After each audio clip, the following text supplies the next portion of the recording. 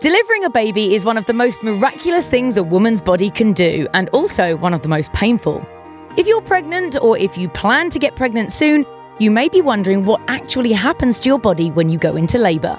Here's what the experts say you should be on the lookout for. Your water breaks.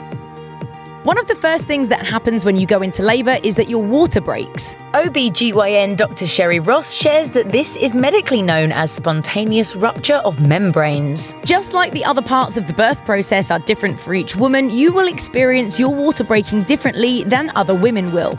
According to Dr. Ross, it may be a subtle leak or a big gush when your water breaks, and you may or may not have uterine contractions. But one thing is definite: early labour will begin within hours of your water breaking. No need for food.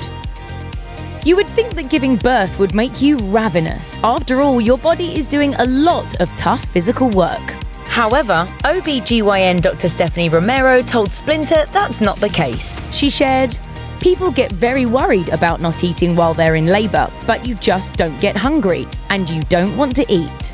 Despite your body working so hard to push out your baby, you won't get tired either." Dr. Romero continues, "Fight or flight keeps you awake and gives you the power to keep pushing. No matter what time of day someone is in labour, whether it's 1 a.m. or 1 p.m, they are wide awake and in the moment." The contractions start. Contractions are one of the more well-known parts of the labour process. When you go into labour, your uterus contracts and starts pushing your baby out. Contractions are painful, but they're necessary to bring your baby into the world. In fact, your uterus is one large muscle. As you get closer to term, it will start to contract. These early contractions, known as Braxton Hicks contractions, aren't actually a sign of labour. Instead, they're getting your body ready for the labour that is coming in the future. Dr. Ross advises, once the uterine contractions appear closer together with increased intensity, this is a sign that labour has started. Regular and painful uterine contractions occurring every 3 to 5 minutes for 2 hours are a sign early labour has begun. Sorry. Give me some drugs. You don't need drugs. Give me this. I want those drugs. Go. Hello, back pain. While contractions are painful in and of themselves, they can also cause other pain. Dr. Ross explains, since the uterus is a large muscle, the cramping sensation of the uterus tightening mildly may be felt in the back when the contractions first begin.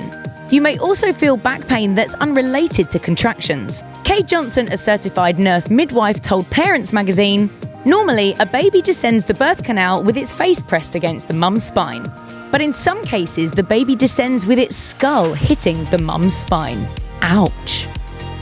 All about the mucus. During your pregnancy, there is a mucus plug that covers your cervix to help protect your baby from infection. But as you might imagine, a lot of bodily fluids come out of your body along with your baby, and your mucus plug is one of those. If it doesn't come out before labour, a lot of mucus will definitely come out during labour. Dr. Romero told Splinter, "Some people say they've lost their mucus plug, but in reality, there is no one real plug.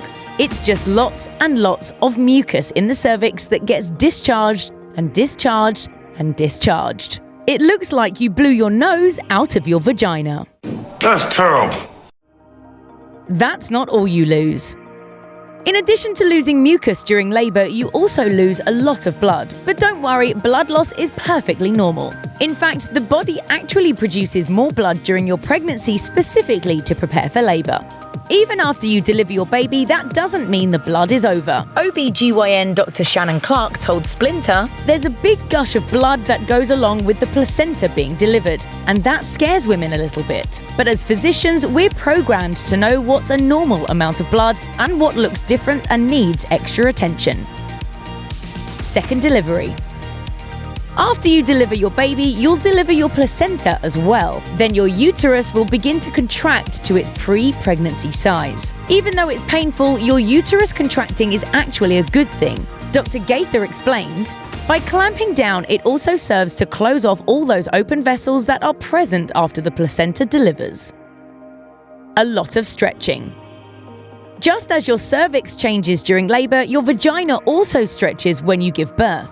If you're worried about what will happen after you give birth, rest assured that while it won't go back to being completely the same as it was, it will heal and the swelling will go down.